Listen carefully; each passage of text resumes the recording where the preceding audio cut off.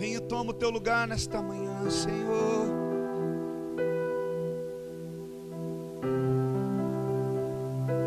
Venha e toma o teu lugar, Senhor.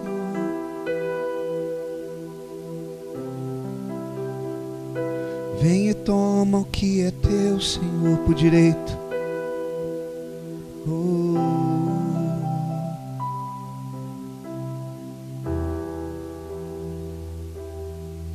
Santo, Santo. Pode se assentar, querido. Nesse mesmo espírito de quebrantamento. Espírito de Deus, Espírito Santo, não converse, não perca aquilo que Deus está fazendo aqui agora. Aleluia.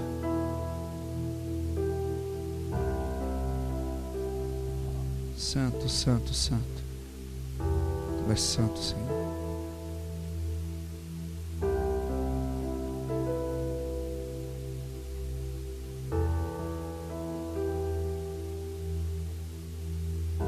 Santo, Santo, Santo é o Senhor. Muito digno de ser louvado, muito digno de ser exaltado. Nós vamos usar bastante a Bíblia nesta manhã. Eu queria que você fosse o mais rápido, mais hábil que você pudesse. Você que já é hábil na palavra, que você pudesse ajudar os irmãos que estão iniciando, que estão aprendendo ainda.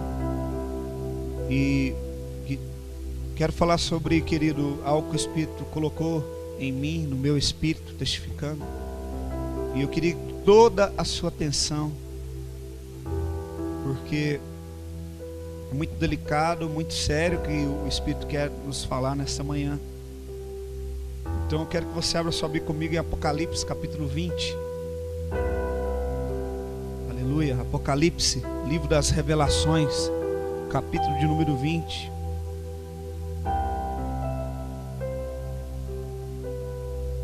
Nós vamos começar, para entender essa mensagem de hoje, nós vamos começar do fim para o começo. Amém? Amém, queridos? Nós vamos começar do fim para o começo. Nós vamos começar dizendo como será o fim das coisas, como será o fim disso. Eu quero ministrar nessa manhã sobre o juízo de Deus. Apocalipse capítulo 20, versículo 11. Apocalipse, diferente do que muitos pensam, não é um livro difícil. O nome Apocalipse significa revelação. Então, é difícil para aqueles que não têm revelação. A Bíblia foi inspirada pelo Espírito de Deus, que usaram homens para que se escrevessem debaixo de uma inspiração divina. Então, uma vez que você não busca essa inspiração, esse Espírito de Deus, para entendê-lo, você não vai entender nenhum livro da Bíblia, não somente Apocalipse. Apocalipse significa revelação. Então só é revelado àqueles que têm buscado o espírito de entendimento e sabedoria. Amém? Se você não tem compreendido ainda, busque um pouco mais, ore um pouco mais para que você compreenda. Apocalipse capítulo 20, versículo 11 fala: o juízo de Deus. Repita comigo: o juízo de Deus. E aqui diz: eu vi um grande trono branco e aquele que nele se assenta, de cuja presença fugiram a terra e o céu, e não se achou lugar para eles. Vi também os mortos, os grandes e pequenos, postos em pé diante do trono. Então se abriram livros, ainda outro livro, e o livro da vida foi aberto. E os mortos foram julgados segundo as suas obras, conforme o que se acha escrito nos livros. Deu o mar os mortos que nele estavam. A morte e o além entregaram os mortos que nele haviam, e foram julgados um por um, segundo as suas obras. Então a morte e o inferno foram lançados para dentro do lago de fogo.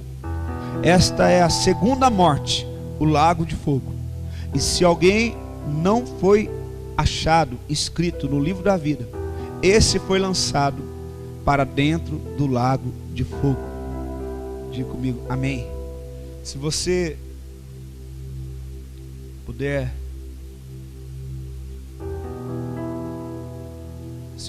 ir lá no capítulo 22, versículo 20, diz: aquele que dá testemunho destas coisas diz: certamente venho sem demora. Amém, venho Senhor. Amém, vem Senhor Jesus. A graça do Senhor Jesus seja com todos. Nós lemos agora algum trecho sobre o juízo de Deus, e é um trecho que provoca um pouco de pavor, de medo, porque fala nesse trecho que nós seremos julgados. Todos nós seremos julgados. E diz que a morte e o inferno serão lançados no lago de fogo. E essa é a segunda morte, o lago de fogo. Não se bastasse somente a morte, o inferno, que muitos têm medo, o inferno e a morte juntos serão lançados ainda dentro de um lago de fogo.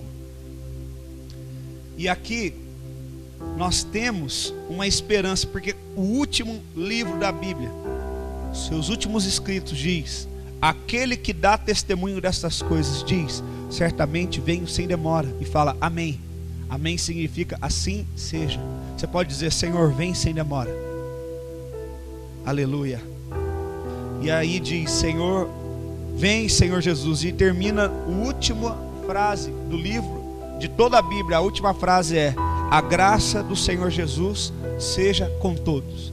Nós vemos, querido, que não é do interesse do Senhor de que nós venhamos nos perder.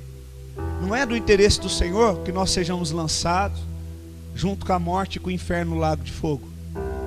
Porque Ele termina dizendo, nos dando esperança. Ele termina nos dizendo: a graça do Senhor Jesus seja com alguns, com todos. Amém, queridos? Nesta manhã, o desejo de Jesus é o mesmo desejo que esteve no coração dele quando ele se dispôs naquela cruz a morrer por nós. Que a graça dele esteja sobre nós. E o que é, nada mais é a graça do que senão um favor merecido, não merecido. Que favor é esse? Jesus ter entregue a sua vida para a remissão do nosso pecado.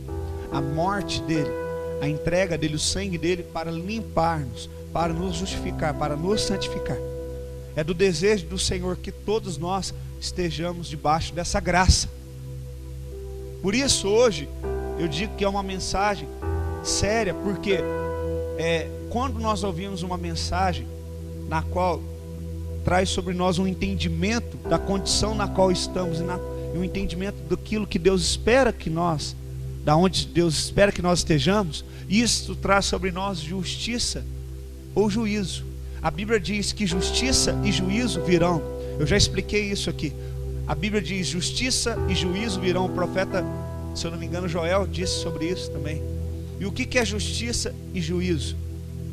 Existe algo determinado por Deus, e Deus determinou, como nós lemos em Apocalipse, aqui no capítulo 21, que há um grande trono branco, onde há alguém assentado naquele trono, que julga retamente, e ninguém desta terra vai poder fugir desse dia. Cada um de nós aqui vamos ter que passar por esse trono.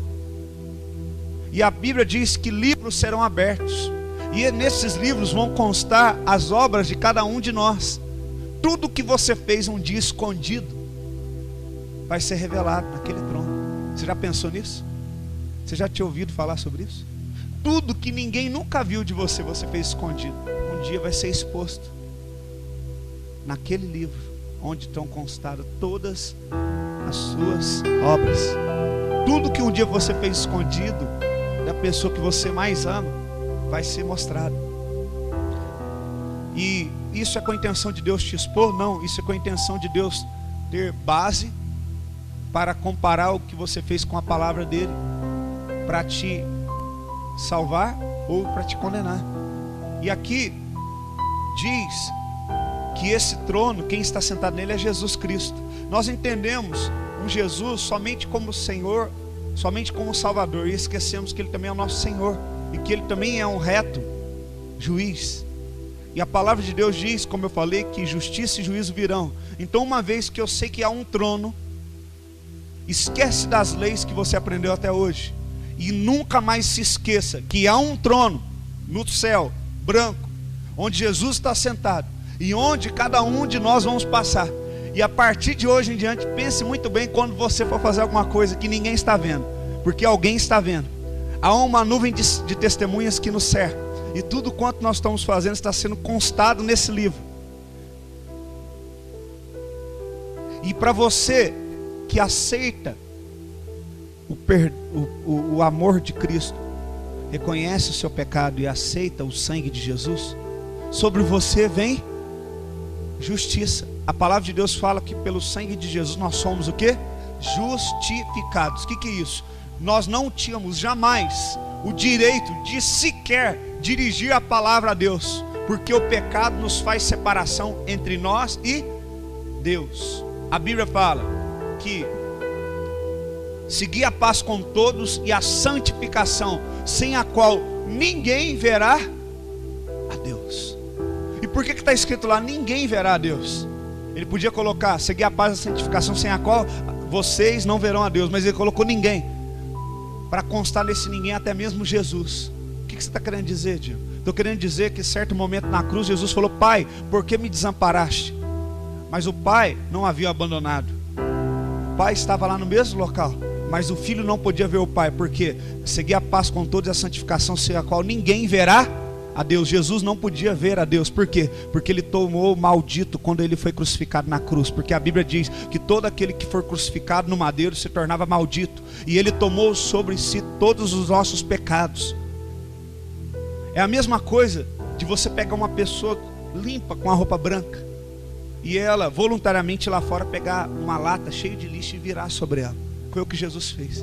Ele nunca desejou sequer pecar, querido, mas ele se tornou pecado por nós. E naquele momento na cruz ele não pôde ver o Pai. Nem o Filho pôde ver o Pai. Nem Jesus pôde ver. Quando se entende isso? Diga amém. Então, uma vez que nós conhecemos esses princípios, se nós aceitamos o sangue de Jesus sobre nós, arrependemos, nós tornamos sobre nós a justificação. E agora podemos adentrar a presença de Deus e falar com Ele. Por isso que Jesus é o caminho, a verdade e a vida. Podemos orar. Tem pessoas que têm preguiça de orar. Para você ter o direito de orar, querido, foi um preço muito alto que Jesus pagou. Porque se você antes, se Jesus não tivesse vindo e morrido por nós, você sequer poderia dirigir a palavra a Deus. Você sequer poderia fazer com que as suas orações chegassem a Deus. Não há nada que você faça que possa te tornar santo. Somente o sangue de Jesus pode te tornar lavado e remido e santificado e justificado. Então, uma vez que você sabe que há sobre você um juízo, mas você aceita o sangue de Cristo sobre você, você aceita se tornar uma nova criatura conduzida pelo Espírito Santo, você recebe então justiça sobre você. Você foi justificado, você recebe justiça. Mas uma vez que você ouve a mesma mensagem e você não quer mudar de vida, você não quer seguir a Jesus, você recebe por você agora o que? Juízo. Repita comigo, juízo e justiça virão. Olha para o teu irmão e fala, o que você vai querer sobre você? Juízo ou justiça? Quem entendeu a diferença de juízo e justiça? Amém? Está claro para vocês? Justiça é quando eu sou justificado pelo sangue de Jesus. Eu aceito a Cristo. Eu aceito ser uma nova criatura em Cristo. Juízo é quando eu renego a palavra de Deus, renego o sangue de Cristo. Eu me torno então condenado. O juízo de Deus vem sobre mim, pecador. Amém? Glória a Deus.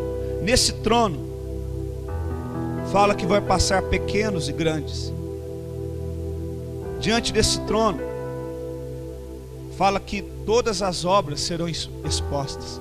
Mas então você quer me dizer, Diego, que tudo que eu já fiz de errado, Deus não me perdoa? Não, Ele te perdoa. Quando você arrepende dos seus pecados, o sangue de Jesus, Ele anula. Por quê? Como você pode provar isso? A Bíblia fala que no livro estão escritas todas as coisas que você fez. Imagine que aqui está um livro e aqui está escrito tudo que você já fez. E então, quando chegar diante daquele trono, o juiz poderá ler, poderá te sentenciar, e o acusador, que é Satanás, poderá te acusar diante do trono de Deus. Só que a palavra de Deus fala que através do sangue de Cristo, a cédula que era contra nós foi o quê? O que está escrito lá? Riscada. Você imagina se eu pegar esse livro agora e pegar uma caneta vermelha da cor do sangue de Jesus e riscar em cima de cada palavra que está escrita aqui. O livro ainda vai conter palavras, sim ou não? Sim, mas eu vou poder ler? Não. Você pode glorificar o Senhor por isso? Quando o sangue de Jesus vem sobre a sua vida, Ele risca cada coisa que era contra você, cada obra que foi contra você, cada coisa errada que você fez. Não é precioso isso? Você tem a oportunidade nesta manhã, eu tenho, querido, de nós pedirmos esse sangue mais poderoso do que qualquer corretivo, mais poderoso do que qualquer marca-texto. O sangue de Jesus vem. Aquele pecado, pensa, fecha os teus olhos agora. Eu quero que você pense no pior pecado que você puder lembrar que você já cometeu, o pior de todos. Eu não quero que você se sinta culpado, porque se você já arrependeu dele, você já é livre. Mas eu quero que você tente lembrar na sua memória.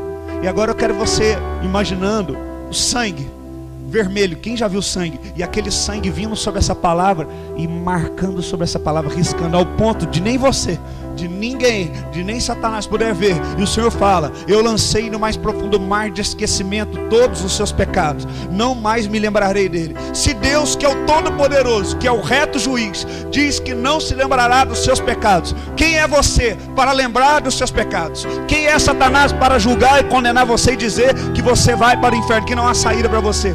Diga nesta manhã: o sangue de Jesus riscou toda a cédula de condenação contra a minha vida. E a palavra de Deus diz: já não há condenação para aqueles que estão em Cristo Jesus.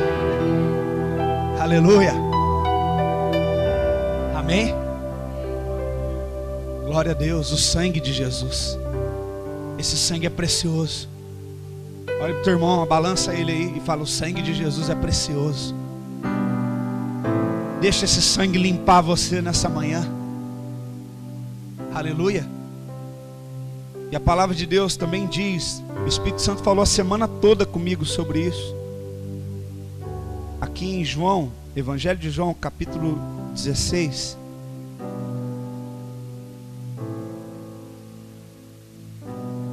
Evangelho de João, capítulo de número 16.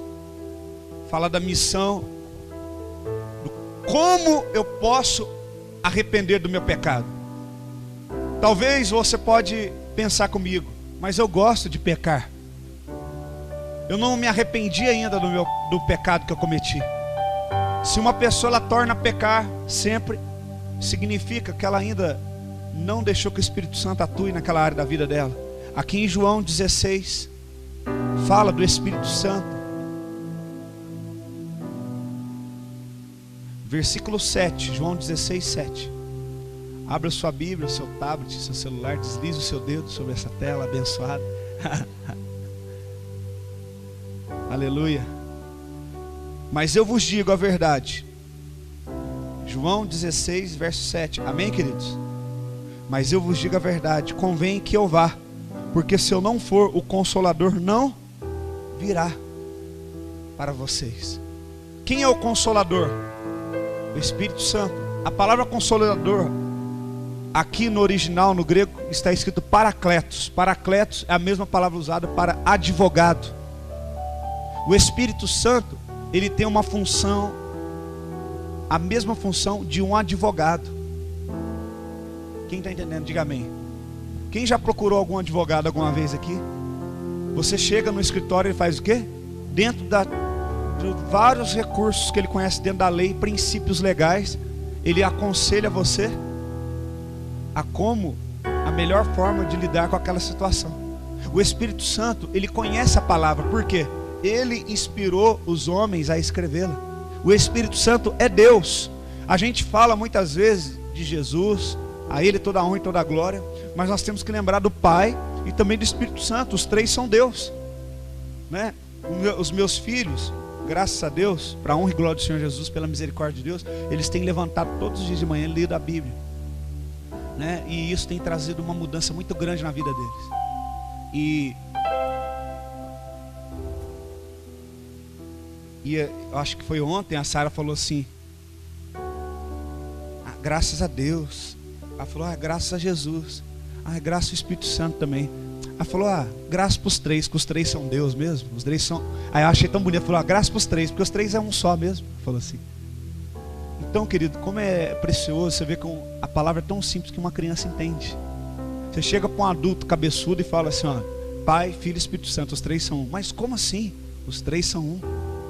Tão racional que imagina três coisas e como que três coisas pode ser uma coisa. Mas para uma criança, isso é simples. Ela imagina um universo colorido, bonito, criativo. E ela deve imaginar o quê? O Pai, o Filho e o Espírito Santo de mãos dadas, juntos, fazendo uma grande obra. E aqui fala a missão do Espírito Santo. O Espírito Santo, ele é um advogado. E aqui diz, ele virá para vós outros. Se porém eu for, eu o enviarei. Quando ele vier, qual que é a função do Espírito Santo? Qual é a missão do Espírito Santo principal? Né? Quando ele vier, convencerá o mundo do pecado, da justiça e do juízo. Aqui diz, do pecado porque não creem em mim, da justiça porque eu vou para o Pai e não me vereis mais, do juízo porque o príncipe deste mundo já está sendo julgado. Preste bem atenção, querido. Aqui diz que o Espírito Santo, a função dele é nos convencer do pecado, da justiça e do juízo. Vamos lá, preste atenção, não dorme não. Para haver um julgamento, precisa haver, primeiro, normas, leis. Quantos tem a palavra aí, a Bíblia? Ok, vamos tentar provar que não é possível ter um julgamento. Vamos tentar falar, Deus, é injusto haver um julgamento. Ok? Então vamos lá, primeira coisa, para ter leis tem que ter princípios, na qual eu tenha antes o conhecimento de que eu deveria agir segundo aqueles princípios, porque do contrário eu não poderia ser julgado por uma coisa que eu não conhecia. Ok? Ok, então esses princípios estão bem na sua mão, que se chama Palavra de Deus. Novo Testamento. Quando alguém morre, deixa um testamento, e no testamento deixa aquilo que é mais precioso. Jesus deixou a sua palavra. Amém? Então nós podemos ter um julgamento, queridos? Justo, sim ou não? Sim, ok. Segunda coisa, para ter um julgamento, nós temos que ter consciência se estamos fazendo corretamente ou de forma errada. Nós temos que saber o que é certo e o que é errado. Senão eu posso chegar diante do juiz e falar, eu não sabia o que era certo e o que era errado. Então, para que isso aconteça, eu preciso ouvir. A palavra de Deus fala que Jesus deu uma ordem aos seus discípulos. Ele falou, ide por todo mundo, pregai o evangelho a toda criatura, batizando-os em nome do Pai, do Filho e do Espírito Santo.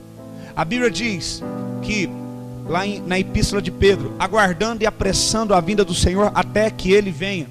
A Bíblia diz que Jesus disse, haverão guerras, rumores de guerras, haverão terremotos, haverá catástrofes naturais. Porém, quando este evangelho do reino for pregado em todo o mundo, então virá o fim. Então isso quer dizer que somente Jesus voltará quando todos os seres humanos ouvirem pelo menos uma vez a mensagem de Jesus. Então nós podemos ainda ter um julgamento? Sim ou não? Você está convencido disso? Sim? Amém? Ah, mas como que os índios vão ouvir? Se você puder entrar no YouTube e pesquisar igreja perseguida, portas abertas, existem em muitos países muçulmanos, islâmicos, crianças que têm sonhado com Jesus e Jesus prega para elas em sonho. E elas saem das mesquitas. Muitas vezes os seus pais também começam a sonhar. E eles saem nas mesquitas e procuram cristãos espalhados próximo a país do Oriente Médio e falam, eu estou tendo um sonho com uma pessoa chamada Jesus, já tenho sonhado com ele há mais de um mês, ele tem falado para mim que o evangelho dele é isso, é aquilo. Quem é Jesus? Existem, não é um, dois, são inúmeros testemunhos. Você pode entrar na internet e procurar. Então, queridos, se um missionário não vai, se a igreja não quer pôr a mão no bolso e mandar um missionário, Jesus fala em sonhos com essas pessoas não alcançadas ainda. Então ele é um Deus justo, fiel. Ainda nós podemos ter um julgamento? Sim ou não? Sim, ok. Para nós termos um julgamento, então, nós precisamos ter uma consciência. E a Bíblia diz que a função do Espírito Santo é trazer essa consciência para nós.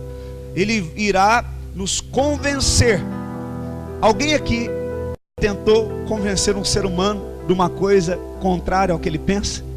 É uma tarefa fácil? É? Você pega uma garrafa PET, bate na perna e fala pro cachorro sair de perto de você, ele faz o quê? Obedece. Não é assim? Você pega um animal, você domestica ele, ele obedece. Mas você vira para um ser humano, ele tem uma opinião formada e você fala: não é bem assim, deixa eu te explicar. É a coisa mais difícil que existe no mundo. Lidar com o ser humano é a coisa mais difícil. Por isso eu tenho o privilégio de ter a missão de lidar com a causa mais nobre, mas também mais difícil do mundo, que é cuidar de pessoas. Por isso que Jesus falou para Pedro: tu me amas? Apacenta esse povo, apacenta as minhas ovelhas. Pessoas são difíceis, querido. Você é difícil, você é cabeça dura, você sabe que está fazendo errado e continua batendo a cabeça e fazendo errado. Então precisava que o Espírito Santo viesse. Aí você imagina o Espírito Santo com a roupa, com a bata branca dançando, né? Pai Abraão. Não, o Espírito Santo, ele é poderoso, e ele tem o poder de vir e convencer o homem do pecado, do juízo e da justiça. Quando aqui o texto fala que o Espírito Santo convence, não só ao ponto de converter aquela pessoa, ao ponto do Espírito Santo vir e me convencer do pecado, do juízo e da justiça, e eu ser transformado e tomar uma atitude de agora ser uma nova criatura, mas também, preste atenção, ao ponto de convencer aqueles que não querem entregar a vida a Jesus. Aqueles que não querem aceitar a Cristo, que querem continuar no pecado, eles precisam e necessitam ser convencidos de que o pecado é errado, de que Deus é justo, de que eles estão fazendo algo injusto e errado de estar desobedecendo a Deus. Por quê? Para que eles sejam condenados no juízo de Deus, eles precisam ter essa convicção. Quem entendeu, diga amém. Quando esse texto diz, não fala somente daquela pessoa que converteu.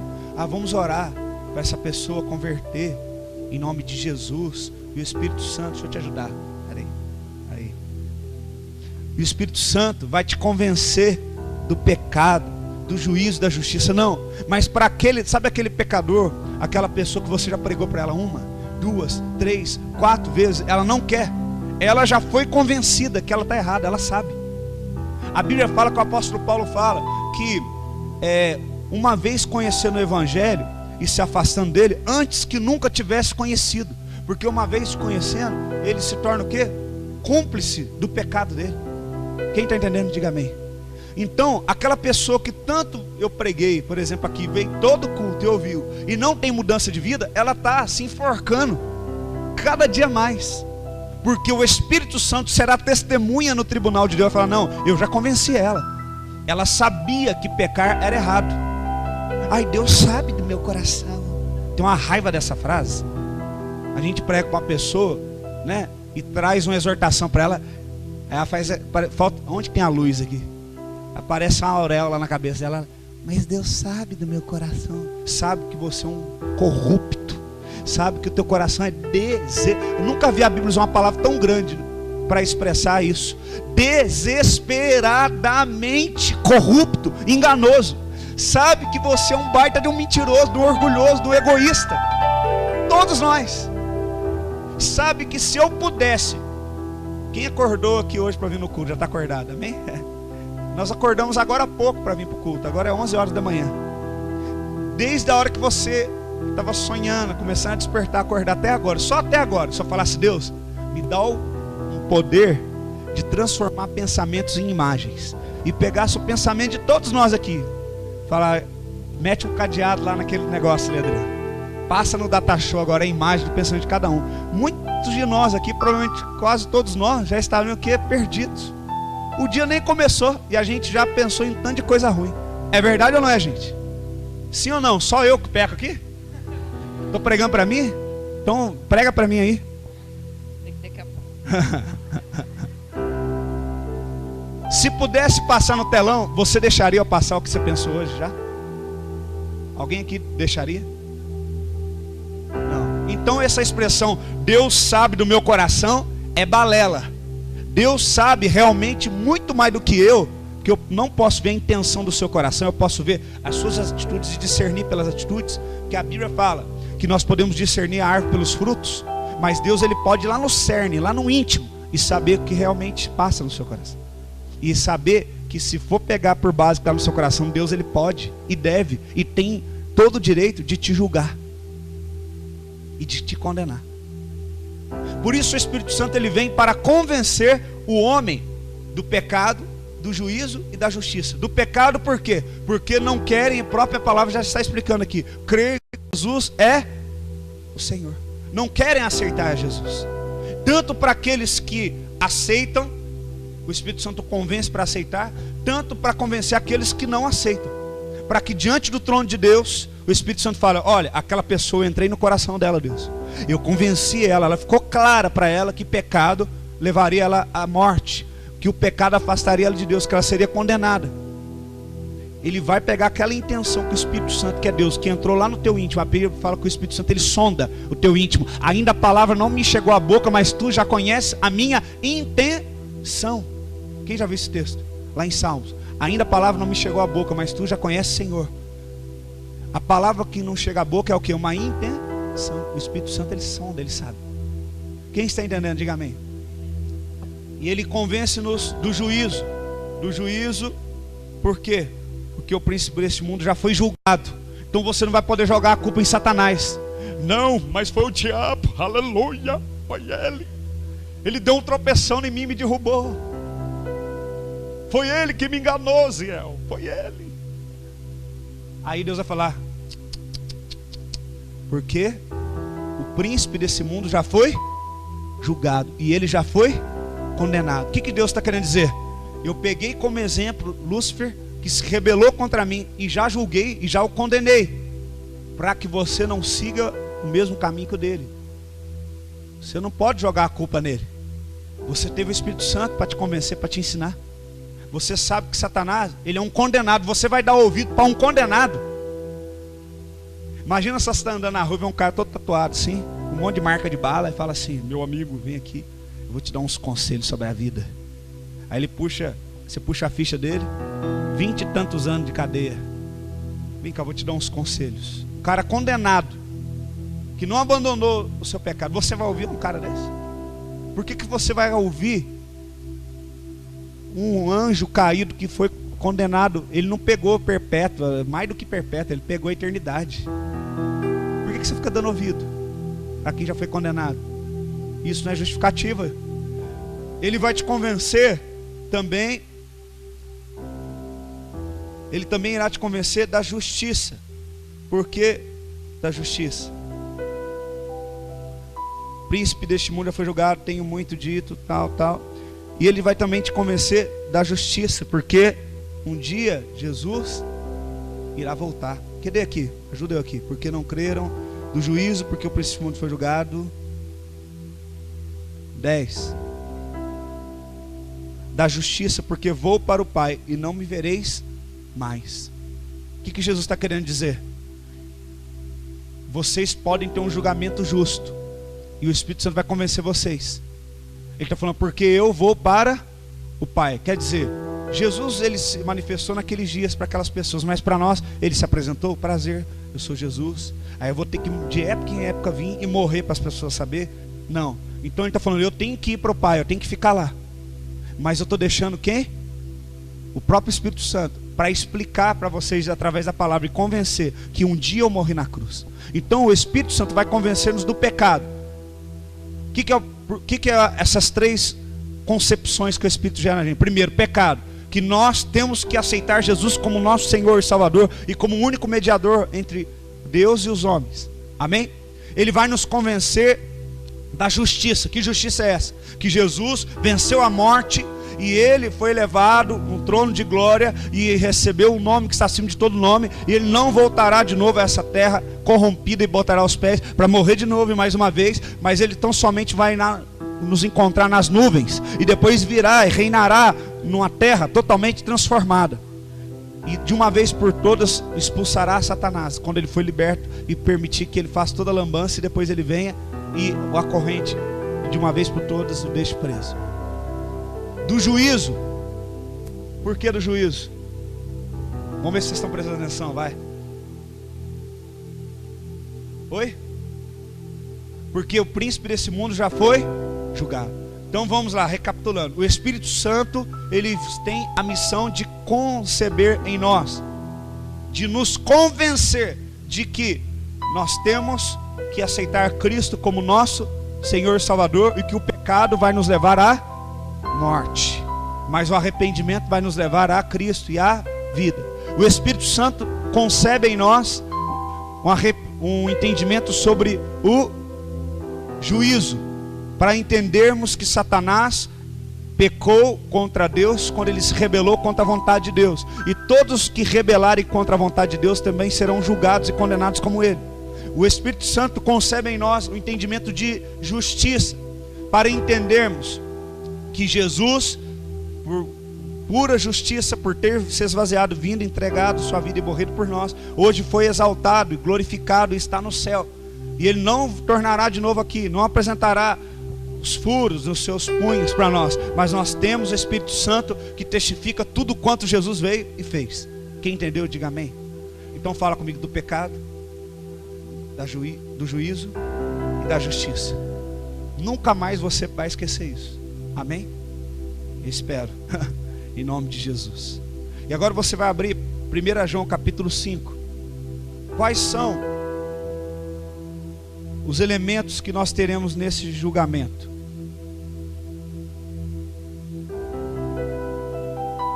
Já estou acabando, depois nós vamos falar o tempo do juízo e o propósito do juízo. 1 João capítulo 5, eu já falei sobre isso uma vez na congregação.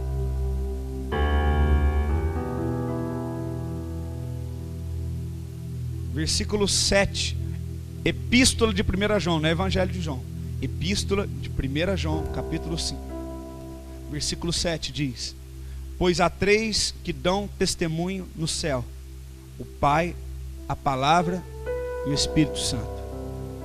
E estes 3 são um. Para aqueles que duvidam da Trindade, só aqui já tem um versículo claro dizendo que os 3 são um. E estes 3 são os que testificam na terra: o Espírito, a água e o sangue. E os 3 são unânimes num só propósito. Se admitimos o testemunho dos homens, o testemunho de Deus é maior. Ora, este é o testemunho de Deus que Ele dá acerca do seu Filho. Aquele que crer no Filho de Deus tem em si o testemunho. Aquele que não dá crédito a Deus o faz mentiroso, porque não crê no testemunho que Deus dá acerca do seu Filho. E o testemunho é este: que Deus nos deu a vida eterna, e a esta vida está no seu Filho. Aquele que tem um filho tem a vida, aquele que não tem o Filho de Deus não tem a vida.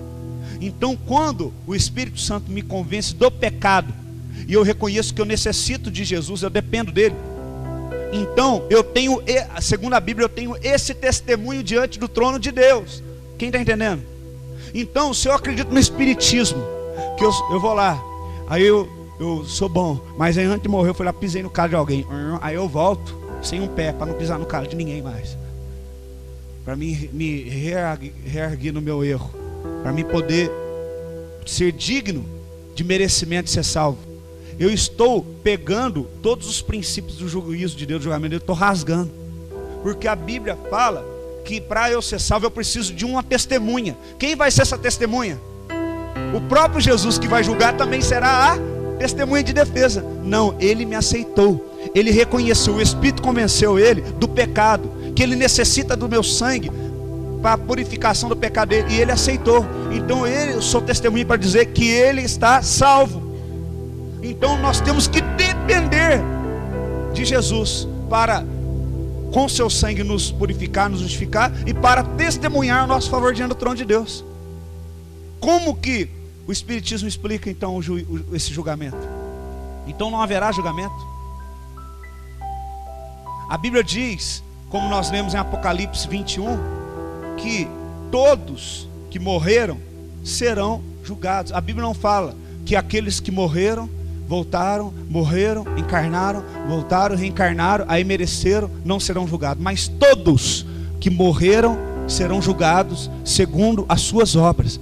Olha para o seu irmão e fala assim: você só tem uma chance de fazer a coisa certa. Você não vai voltar de novo. Isso é mentira. Por quê? Porque o desejo de Satanás é que você fale. Amém? Talvez você nunca ouviu essa pregação tão explicada assim, querido. E eu quero explicar bem explicado, porque Deus mandou, então Ele sabe o que Ele faz. Amém? O tempo do Senhor está voltando. E aqui fala que há 3 que vão testemunhar no céu, que é o Pai, a Palavra e o Espírito Santo. O Pai é o Deus Criador, a Palavra é Jesus, porque a Bíblia fala que no princípio Deus criou o Verbo estava com Deus, o Verbo era Deus. O Verbo, a Palavra, pela qual Ele criou todas as coisas, é quem? Jesus. E o terceiro que dá testemunho no céu é o próprio Espírito Santo. E quem dá testemunho na terra? O que dá testemunho na terra é o Espírito. O mesmo Espírito Santo que dará testemunho no céu também dará na terra, porque ele foi enviado do céu para a terra. Eu vos enviarei o Consolador. Eu vos enviarei o quê? O Paracletos, aquele que é adjunto, advogado, para advogar em sua defesa, para te convencer. O Espírito Santo testificará na terra e no céu. Então vamos lá. Quem são os 3 que irão dar testemunho? Ou a nosso favor, ou a nossa condenação no céu? O Pai, a Palavra, que é quem? O Filho e o Espírito Santo. O Pai, ele pode dar testemunho? Sim, por quê? Porque ele criou todas as coisas. As pessoas tentam procurar a origem de Deus, simplesmente porque ele é Deus, ele não tem origem. O que precisa de origem é aquilo que foi criado. Como ele não foi criado por nada, mas ele é o criador de todas as coisas, ele não tem origem. Amém? Então, ele pode ser testemunho. O Filho, porque ele é a própria palavra na qual nos absolverá ou nos condenará, é o Filho. E o Espírito Santo, que é o que nos convence e que traz a inspiração da palavra. Ok, na terra, quem são os 3 que darão testemunho? O Espírito. Por quê? Porque ele nos convence do quê? Vamos lá, do pecado. Amém. Vamos lá, vocês estão ótimos. Qual os outros 2 que dão testemunho na terra? A água e o sangue. O que é a água e o sangue? O que é isso? Eu quero dar uma explicação para você rapidinho. Em João, Salmo 34, versículo 20, houve uma profecia. Salmos 34, 20. Hoje é uma palavra mais expositiva, mais de explicação, para trazer um entendimento sobre algumas coisas para nós. 34, verso 20. Aqui diz, verso 19, Salmo 34, 19 e 20. Muitas são aflições dos justos, mas o Senhor de todas as livra. Preserva-lhe todos os ossos, e nenhum deles sequer será quebrado. Aqui é uma profecia. O livro de Salmos também tem algumas profecias em relação ao Messias, na qual Jesus não teria nenhum dos seus ossos quebrados. Quem já assistiu o filme Paixão de Cristo viu que havia 3 pessoas sendo crucificadas ali, Jesus no meio, um ladrão à esquerda e outro à direita. A crucificação, ela não poderia passar de um dia para o outro. Quando o sol estava se pondo e a noite chegando, eles pegaram uma ferramenta grande ali de ferro para quebrar a articulação. Quem lembra disso? No filme, quebrar aqui. Por quê? Porque na cruz eles eram colocados assim, pregava-se aqui entre os ossos, pregava-se aqui entre os ossos do punho. E então Jesus sabia que para que a profecia se cumprisse, ele fosse o Messias, ele tinha que ficar na cruz, vivo, tempo suficiente até que todo o sangue do seu corpo, todo, fosse derramado. Quem entendeu? Então ele teve várias escoriações por causa dos açoites, escoriações na cabeça por causa dos cravos. Eu não vou levar muito tempo falando disso, senão eu poderia ficar a manhã toda só falando disso, do tamanho dos espinhos. Não é espinhinho desse que você finca o dedo, são espinhos desse tamanho mais ou menos. E ele sofreu vários açoites, e então ele tinha várias hemorragias pelo seu corpo. E ele sabia que para que a oferta dele fosse válida, e ele só tinha uma chance, todo o sangue tinha que ser derramado. Então você já imaginou? Eu não tenho como eu fazer aqui. Você tenta imaginar se meus pulsos estivessem presos e a minha perna, e eu tivesse cansado e açoitado. O meu corpo então penderia para baixo. E se meu corpo pender para baixo, meus braços para cima, eu vou ficar sem respirar. E eu vou morrer asfixiado. Às vezes até engolindo o próprio sangue. Então Jesus, de tempo em tempo, ele tinha que fazer força entre os pregos que estavam presos no seu calcanhar e levantar o seu corpo para ele poder respirar, para que todo o sangue fluísse. Você já imagina quanto amor é isso? Horas ele gastou ali naquele madeiro fazendo isso. Não foi simplesmente uma morte, colocaram uns preguinhos, não foi, querido. E ele levantava. Você já tenta fazer isso sem prego, sem ter machucado, já é difícil. E ele levantava o seu corpo e respirava. E ele fez isso dezenas e centenas, talvez, de vezes, porque ele sabia que a profecia diz que ele deveria derramar cada gota de sangue. E então Deus, sabendo de todas as coisas, antes mesmo de enviar Jesus, lançou uma profecia: nenhum dos seus ossos será quebrado. Porque se eles, como a morte de Jesus demorou, porque ele teria que derramar todo o sangue, quando estava chegando a noite, eles pensaram em quebrar também as articulações de Jesus. Se quebrasse, ele ia morrer o quê? Naquele quebrando a articulação, ele não ia poder fazer mais o quê? Se erguer na cruz e respirar. E ele morreria sufocado naquele tranco. Então por isso houve essa profecia. É muito amor, querido. É muito amor. João 19.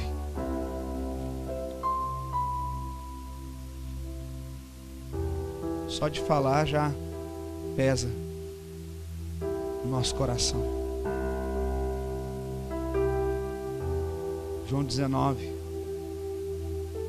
versículo 31 diz: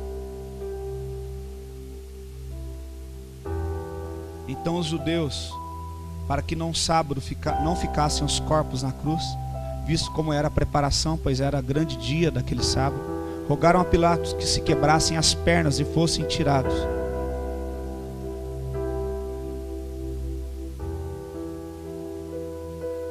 Os soldados foram e quebraram as pernas ao primeiro e ao outro, que ele tinha sido crucificado.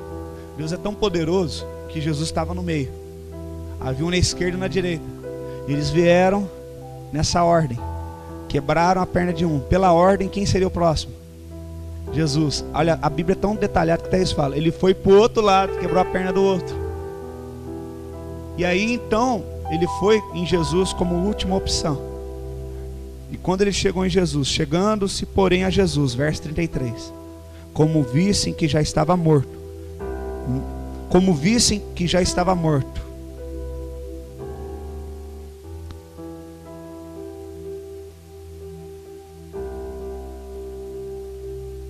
não lhe quebraram as pernas, mas um dos soldados lhe abriu ao lado com uma lança, e logo lhe saiu sangue, e mais alto.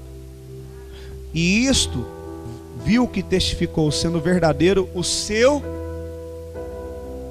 Até o soldado reconheceu que era verdadeiro o seu testemunho.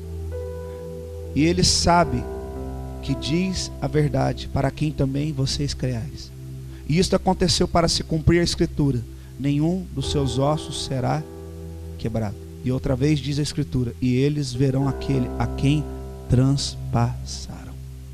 Então, quando nós lemos lá em 1 João e fala que na terra há 3 testemunhas, que é o Espírito Santo, a água e o sangue, está falando o quê? Os ossos de Jesus não podiam ser quebrados, para que cada gota de sangue dele fosse derramada. E quando eles vieram e não quebraram os seus ossos, o Espírito de Deus veio sobre aqueles soldados, e eles vieram e transpassaram. Fala que saiu água do seu corpo, que é o último líquido que restava, e caiu na terra. A Bíblia fala que tudo que é ligado na terra é ligado no céu.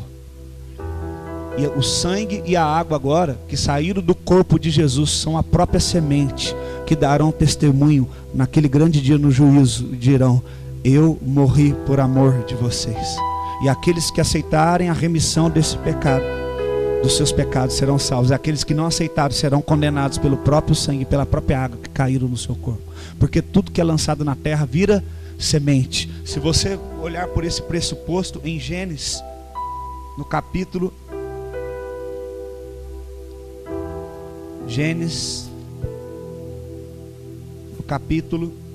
de número 4, nós vemos a história no verso 8 de Caim e Abel. E aqui diz, Gênesis 4, 8: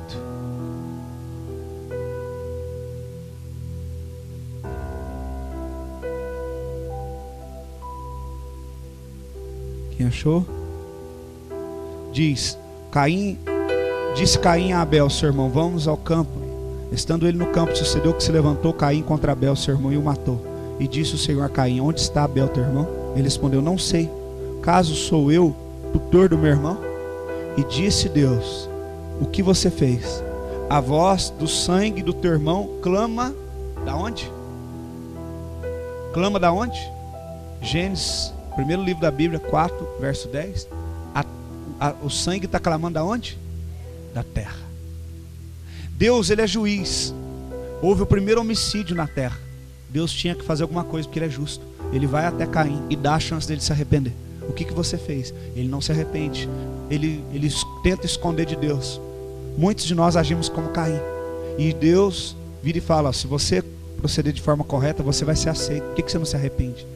E ele não se arrependeu. Ele falou: eu vim aqui porque o sangue que você derramou do seu irmão caiu na terra. E quando caiu, ele teve voz no mundo espiritual. Ele clamou por justiça. Há um princípio, querido, espiritual aqui, que quando o sangue é derramado, por isso que a Bíblia fala que nós não podemos o quê? Matar. Não podemos fazer justiça. Por isso que a Bíblia fala que Davi não pôde construir o templo, porque tinha sangue nas suas mãos. Mas a sua mão já estava lavada, mas havia sangue na terra clamando. E por isso Salomão teve que construir o templo. Há um princípio aí. E aqui diz que o sangue de Abel clamou por justiça. Então eu te pergunto: o sangue de Jesus que caiu na terra, que é muito mais precioso do que o sangue de Abel, está clamando hoje no trono de Deus. Está clamando para que nós sejamos perdoados dos nossos pecados. O último desejo de Jesus foi perdão. Antes dele dizer tetelestai, está consumado, ele levantou o seu olhar da última vez, respirou fundo e disse: Pai, perdoa-lhes porque eles não sabem o que fazem. Dizendo isso, expirou e nas mãos do Senhor entregou o seu espírito e disse: tetelestai, está consumado. E derrama a última gota de sangue, derrama água. E este sangue vai subindo até a presença de Deus, vai subindo, e Deus está no trono esperando. O que esse sangue vai falar? O que esse sangue vai clamar? E o sangue de Jesus, se ele não liberasse perdão na cruz por nós, se esse não fosse o último desejo, o sangue dele ia entrar gritando justiça. E Deus ia levantar do trono e falar o quê? Aqueles homens crucificaram um homem puro, justo, crucificaram o seu próprio Deus, e eles não se arrependeram, e ele também não desejou no seu coração arrependimento, mas desejou juízo, e o juízo de Deus viria sobre nós naquele exato momento, e todos nós seríamos riscados e consumados. Mas como o olhar dele sobre nós foi: perdoa porque eles não sabem o que fazem. Aquele sangue, querido, eu imagino, quando ele entrou gritando na presença dele, ele gritou: justificação, perdão, salvação, remissão, aleluia. E este sangue é testemunha junto com a água e com o Espírito diante de Deus para nos perdoar. No dia daquele grande tribunal haverá Jesus, o sangue dele, a água que saiu do corpo dele, gritará. Este sangue é para remissão. Por isso que quando nós falamos para um demônio: sangue de Jesus tem poder. Quem já viu isso? Você ora com uma pessoa, fica endemoniada, você fala: sangue de Jesus tem poder. O que acontece? Ele grita, por quê? Para ele, naquele momento no mundo espiritual, o sangue de Jesus realmente tem poder e vem sobre ele. Olha aqui para mim, queridos, olha para cá. O sangue vem com poder. No mundo espiritual, o templo não é o Cronos do homem, é o Logos. O que Jesus fez uma vez fica perpétuo para a eternidade. Por isso, quando você fala assim para um demônio: sai agora em nome de Jesus, ele tem que sair. Por quê? A conquista de Jesus lá na cruz, há mais de 2000 anos atrás, tem o mesmo poder para aquele demônio naquela hora. Há mais de 2000 anos atrás tem o mesmo poder. Quando você fala para uma dor, para uma enfermidade: eu te ordeno que você abandone esse corpo em nome de Jesus, aquela enfermidade obedece. Por quê? O mesmo poder que teve ali quando Jesus morreu, quando a terra se fundiu, começou a tremer, o templo se rasgou, a terra balançou, fala que túmulos abriram e mortos saíram e reviveram. Tem o mesmo poder. Até o diabo a enfermidade respeita, mas eu e você, passa um dia, passa 2 dias, esquecemos do que ouvimos aqui, esquecemos do poder que há neste sangue, neste nome. Há poder no nome de Jesus, há poder no sangue de Jesus, para te curar, para te purificar. de todo e qualquer pecado. Aleluia. E qual é o tempo do juízo de Deus? Quando será esse juízo, pastor? Eu tenho que estar pronto para esse juízo. Quando que vai ser? A palavra de Deus diz, já estou terminando, Mateus 24, verso 14, diz: louvado seja o nome do Senhor Jesus Cristo. Mateus 24, 14 diz: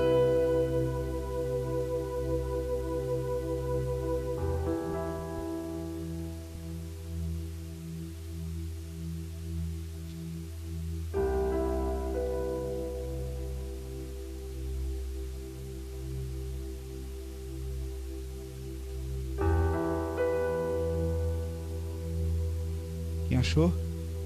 Eu já disse aqui sobre essa palavra hoje. E por se multiplicar a iniquidade, o amor de muitos se esfriará. Aquele, porém, que perseverar até o fim, este será salvo. E quando será pregado o evangelho do reino por todo o mundo, para testemunho a todas as nações. Então virá. Quando virá o fim? Quando o evangelho do reino for pregado a todo mundo para testemunho. Existe a outra palavra também que diz que ele virá como um ladrão, que ninguém sabe o dia e nem a hora. Amém? A Bíblia fala que haverá dois no campo trabalhando, um subirá, o outro ficará. Haverá dois na cama, um subirá e o outro ficará. Isso quer dizer, marido, isso quer dizer, esposa, que você não pode salvar o seu cônjuge. Você não pode salvá-lo. Você é responsável pela sua própria vida, pela sua salvação. A Bíblia diz que haverá dois numa cama, um sobe e o outro fica. Não está querendo dizer propriamente que será nessa proporção, ó, você fica, não. Mas querendo dizer que nem todos aceitarão a palavra. Amém, queridos?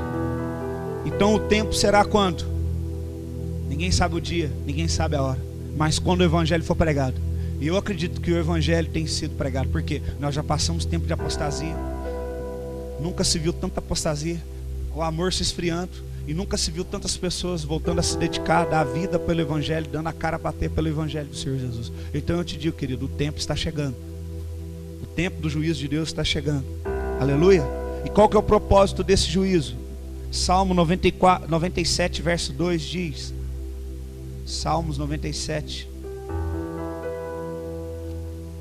versículo de número 2 diz: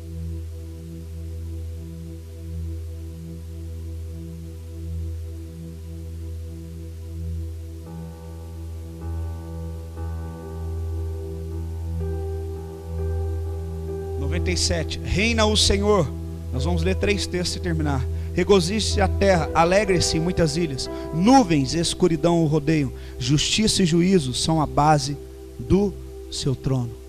Para que haja um trono, tem que haver juízo, tem que haver separação. Em Malaquias fala que chegará o tempo em que ele separará aquele que o serve e aquele que não serve. Mateus 3:12. Mateus capítulo 3, verso 12 diz: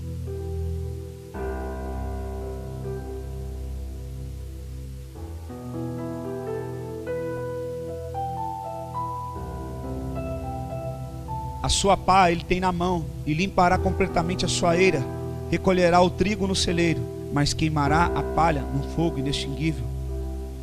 Mateus 25:32.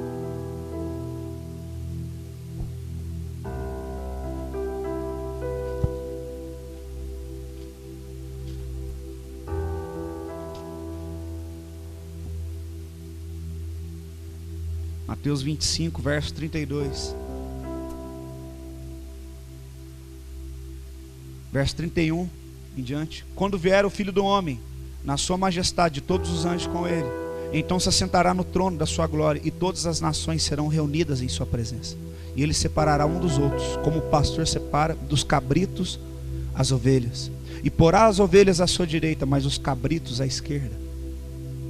Então dirá o rei aos que estiverem à sua direita: vinde, benditos de meu Pai, entrai na posse do reino que vos está preparado desde a fundação do mundo. Porque tive fome e me deste de comer, tive sede e me deste de beber, era forasteiro e me hospedastes, estava nu e me vestistes, enfermo e me visitastes, preso e foste me ver. Então perguntarão os justos: Senhor, quando foi que tivemos fome, demos de comer, ou quando teve sede, demos de beber, ou quando forasteiro e hospedamos a ti, ou nu e te vestimos, e quando tiveste enfermo ou preso e fomos te visitar. O rei respondendo lhes dirá: em verdade vos afirmo que sempre que fizeste a um destes pequeninos irmãos, a mim o fazes.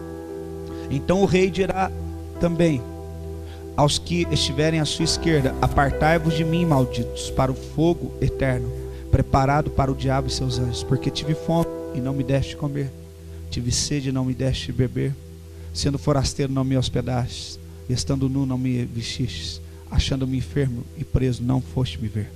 E eles perguntarão: Senhor, quando foi que vimos com fome, com sede, forasteiro, nu, enfermo, preso, e não te assistimos?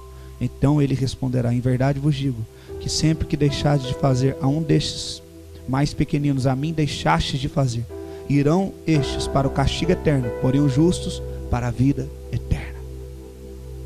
Amém? Aí você fala: nossa, que palavra pesada. Que palavra pesada que o pastor dá nessa manhã. Mas eu termino com o mesmo texto que eu iniciei: a graça do Senhor esteja sobre todos. Amém? Curva a sua cabeça, feche os teus olhos. Nesta manhã, amanhã de Santa Ceia, e a Bíblia diz: examine-se o homem a si mesmo. Não há nenhum texto bíblico que diz que um pastor tem o direito de dizer se uma pessoa pode ou não ceiar, mas a palavra diz que o próprio homem deve se examinar. E eu convido você nesta manhã a examinar o teu coração.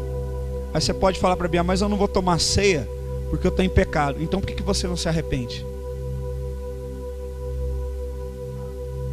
Aí você não toma ceia porque está em pecado. Então você prova, pior do que estando em pecado, você prova que tem um coração duro, que não está pronto a se arrepender do seu pecado. Então nessa manhã eu chamo você à reflexão, que você curva a sua cabeça no seu lugar. Isso agora só importa a você, a mais ninguém. E que você ore, lembrando de tudo que você ouviu nesta manhã, que você peça perdão pelos seus pecados. E nós não devemos orar assim: Senhor, se eu tenho algum pecado, se eu tenho alguma falha, me perdoe. Não, mas nós temos que tão somente dar nome ao pecado. Nós não podemos nos eximir da nossa responsabilidade de dizermos: Senhor, eu pequei contra ti quando eu fiz isso, eu pequei contra ti, eu fiz aquilo, porque o teu Espírito Santo, ele me convence do pecado, do juízo, da justiça. Então eu sei aonde eu pequei. Eu não sou inocente, eu sei que eu falhei, mas eu sei também que o teu sangue pode me limpar, me lavar nesta manhã. Então ore, querido, e clame a Ele pelo sangue, pelo perdão. E vai, não peques mais. E que a graça do Senhor esteja sobre todos vocês. Porque o desejo dele é que nenhum destes se perca, mas como encerra a Bíblia, encerra dizendo que a graça do Senhor Deus esteja sobre você. O meu desejo é que a graça de Deus esteja sobre você nesta manhã. Que você se esconda debaixo da graça. Fuja da acusação, do pecado. Fuja da condenação. E como eu disse no início desse culto, eu vou repetir: não há distância que você venha fugir que faça você ficar tão longe a ponto de que o amor e a graça de Deus não te alcance lá onde você se perdeu. A Bíblia fala: lembra de onde caíste. Lembra de onde você caiu. E diga para o Senhor: Senhor, eu quero ser limpo, eu quero ser restaurado. Em nome de Jesus. Senhor, nós oramos esta manhã. Confessa o teu pecado. A palavra diz que todo aquele que confessar o seu pecado será salvo. A Bíblia diz em Tiago: confessai vossas culpas uns aos outros para que sejam sarados. Se você precisa liberar perdão para alguém ou pedir perdão, esse é o momento. Esse é o momento. A Bíblia diz que você vem, deixa no altar a tua oferta, o teu dízimo, e volta e retrata com seu irmão. Porque sacrifício nenhum, oferta nenhuma ele receberá se não houver perdão, se não houver conserto. Aquele que não perdoa não tem parte comigo. palavra de Deus diz na oração do Pai Nosso que estais nos céus, santificado seja o teu nome, venha a nós o teu reino, seja feita a tua vontade assim na terra como no céu. O pão nosso de cada dia nos dai hoje, perdoai os nossos pecados assim como perdoamos a quem nos tem ofendido. Esta oração nos coloca uma condição para sermos perdoados, que somente podemos perdoar se perdoarmos também a quem nos ofende. De dizermos para Deus que não temos o direito de não perdoar uma pessoa, se nós também somos dependentes de perdão. Derrama o teu sangue, Jesus, nesta manhã. Derrama, Senhor, o teu sangue. Convence os que estão aqui do arrependimento. Talvez você fala, eu tenho pecado, mas eu não tenho sentido arrependimento. Então, peça para que o Espírito Santo entre no teu coração e traga arrependimento. Confesse, fala, Espírito Santo, se eu não estou nem me arrependendo, é porque eu estou muito longe de Ti.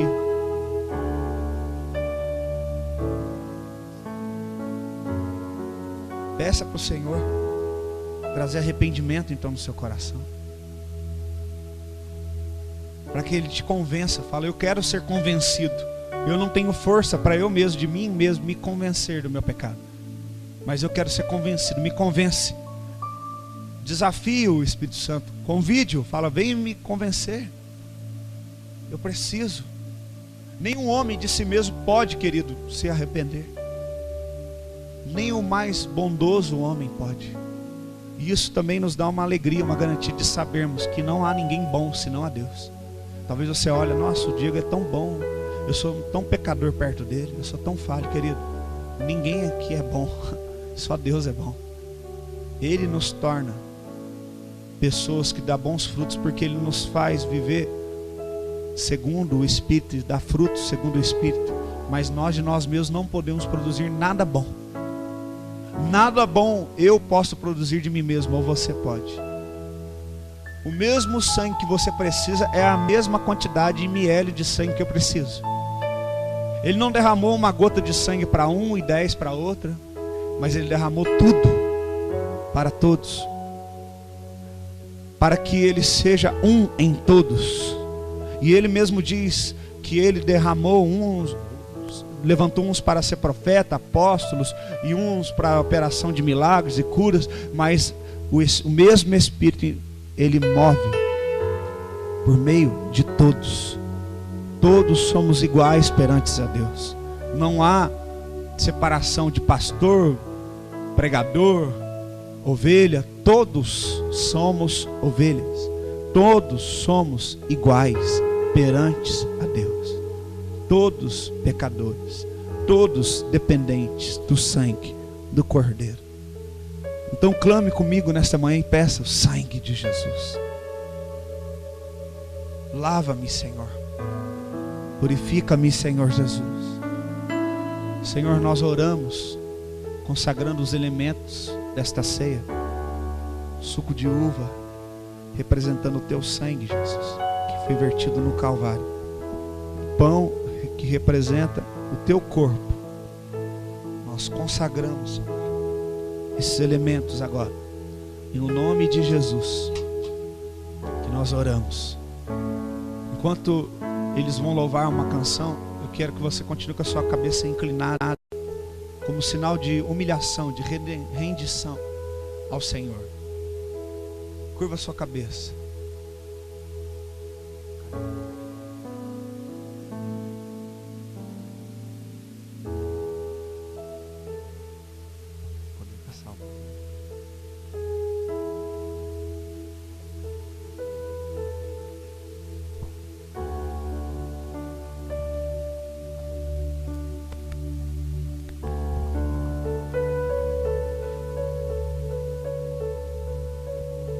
Você vai pegar o pão, o cálice, e vai continuar orando em espírito.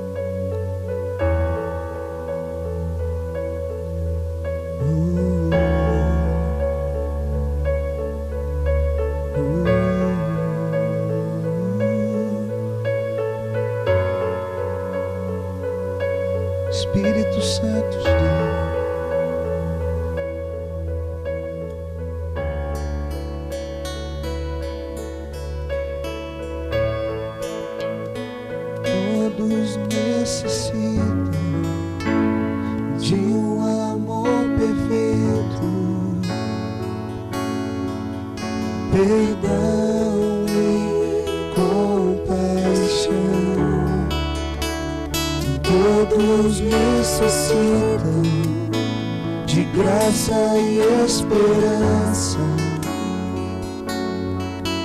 de um Deus que salva.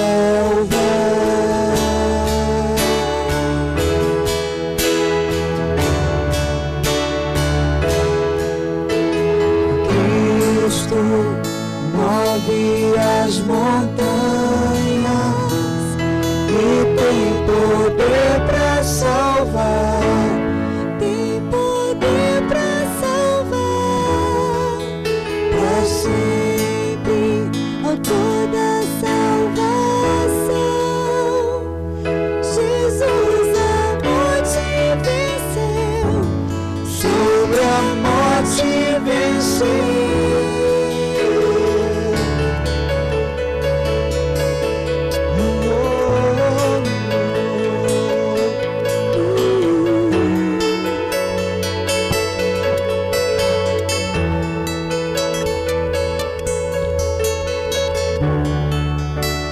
Aceitas como os erros, falhas e temores, encho meu viver, a minha vida entrego pra seguir seus passos, a ti me rendo.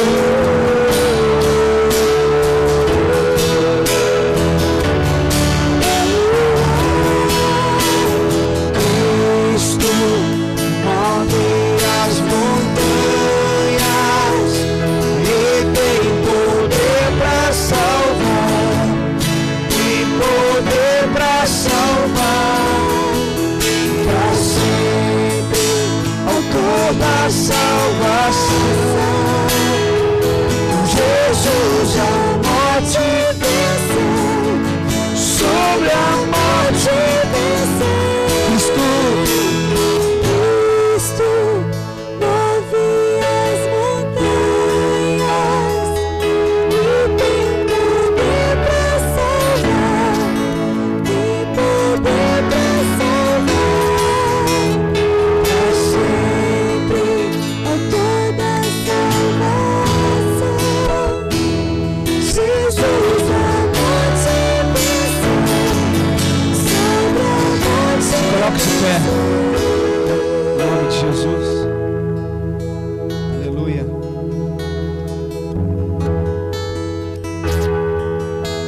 Aleluia.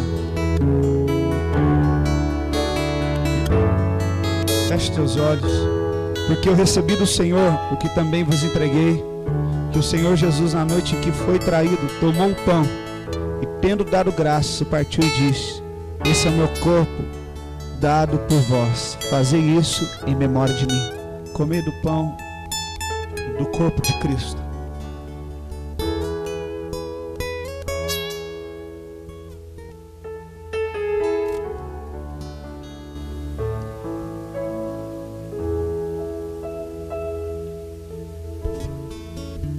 Ore agora, querido, por aquele corpo naquele Calvário que foi levantado várias vezes para que cada gota de sangue fosse derramada. O corpo de Jesus que foi entregue por você e por mim. E que você faça parte deste corpo também, sendo um só povo, um só corpo onde Ele é o cabeça. Aleluia. Por semelhante modo, depois de haver ceado, tomou também o cálice, dizendo: este é o cálice da nova aliança no meu sangue. Fazei isso todas as vezes que beberdes em memória de mim. Porque todas as vezes que comerdes este pão e beberdes esse cálice, anunciais a morte do Senhor até que Ele venha. Come do cálice da nova aliança.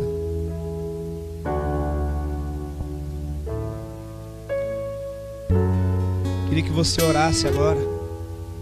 Ore com alguém agora. Mesmo aqueles que não cearam, você possa sair do seu lugar e orar com eles. Nós somos um povo só, um só corpo. Não deixe os irmãos, principalmente que não cearam, sozinhos. Ore com aqueles que principalmente não cearam ainda, para que eles não se sintam excluídos.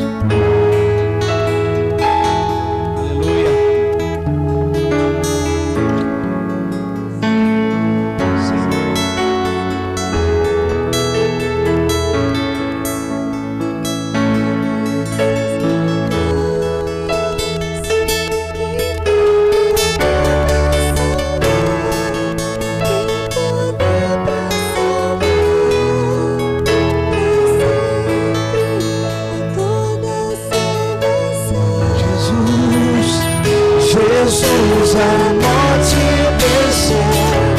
Sobre a morte venceu. Nosso mundo Brilhará a luz. para a glória do Senhor Jesus. Pois o mundo vai brilhar a luz. Cantamos no Senhor Jesus. Pois o mundo vê brilhar a luz. Cantamos para a glória do Senhor Jesus Cristo. Pois o mundo vê brilhar a luz.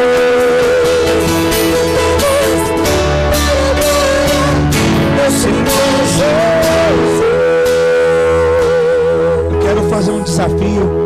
Eu já sei de alguns, mas eu quero fazer um desafio nesta manhã. Você que ainda não é batizado e deseja se batizar, você já tem convicção, eu quero chamar você aqui à frente. Nós vamos orar por você, já vamos marcar a data do batismo e vamos marcar também para tirar as dúvidas que você tem em relação ao batismo. Pode vir à frente.